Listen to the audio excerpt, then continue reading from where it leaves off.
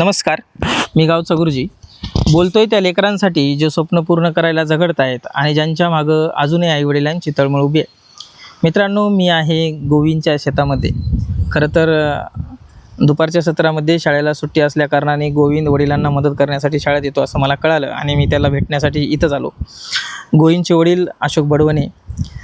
नमस्कार. मित्रांनो, इथं येऊन गोविंदला भेटण्याचं कारण म्हणजे NMMS या इयत्ता 8वीमधील शिष्यवृत्ती परीक्षेमध्ये गोविंद तालुक्यातून पहिला आला.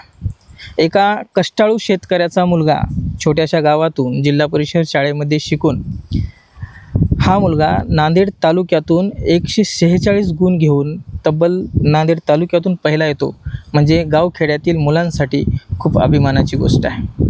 तर आपण गोविंदलाच विचारूत की तू किती अभ्यास करायचा दिवसभरात? 5 ते 6 तास. 5 ते 6 तास अभ्यास करायचा म्हणजे शाळा ट्युशन वगैरे सोडून. हो. आणि इथं शेतामध्ये वडिलांना मदत करण्यासाठी 1 ते 1.5 तास 2.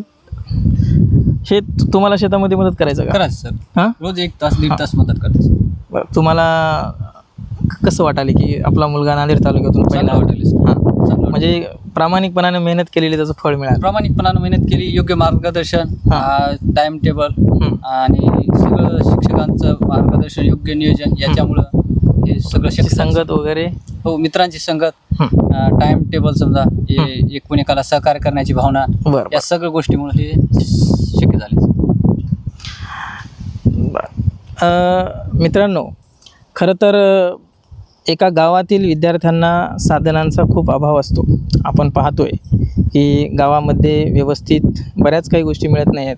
खूप मोठ्या क्लासेसमध्ये, कोचिंग क्लासेसमध्ये जाणारे विद्यार्थी आज त्यांनासुद्धा ओव्हरटेक करून हा छोट्याशा गावातील एका शेतकऱ्याचा कष्टाळू मुलगा आज तालुक्यातून पहिला आला.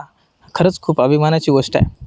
आपण सर्वांनी खचून न जाता या मुलाकडे पाहून तरी आज कामाला लागलं पाहिजे असं मला वाटते.